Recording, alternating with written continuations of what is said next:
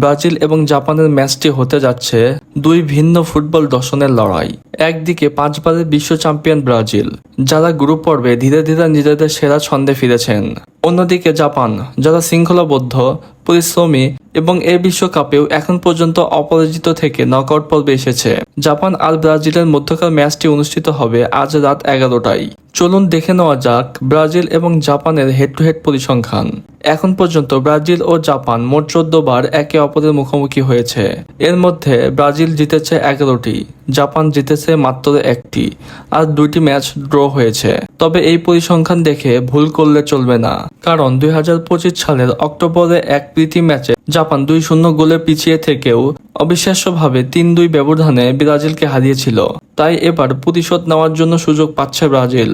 এবার আসি ব্রাজিলের সম্ভাব্য তারকাদের কথায়। কার্লো আনচেলত্তির দলে নজর থাকবেন Vinicius junior, Neymar junior, Matheus Cunha এবং অধিনায়ক মার্কিনিউসের দিকে।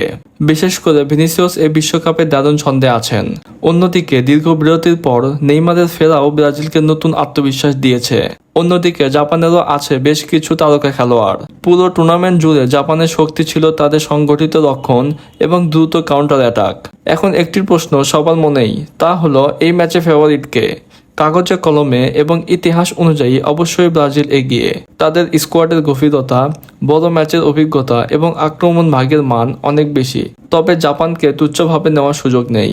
তারা ইতিমধ্যেই দেখিয়ে দিয়েছে সুযোগ পেলে বিশ্বের সেরা দলগুলোকেও চমকে দিতে পারে। এই ম্যাচের শুরুতে জাপান ডিফেন্স করে খেলবে এবং কাউন্টার অ্যাটাকের সুযোগ খুঁজবে, আর ব্রাজিল বলের দখল রেখে ধৈর্য ধরে আক্রমণ করবে।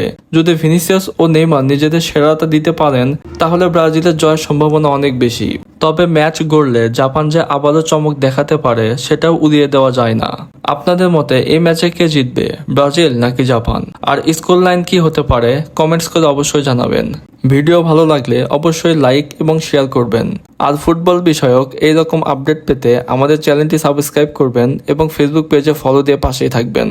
দেখা হচ্ছে পরের কোনো ভিডিওতে। ধন্যবাদ।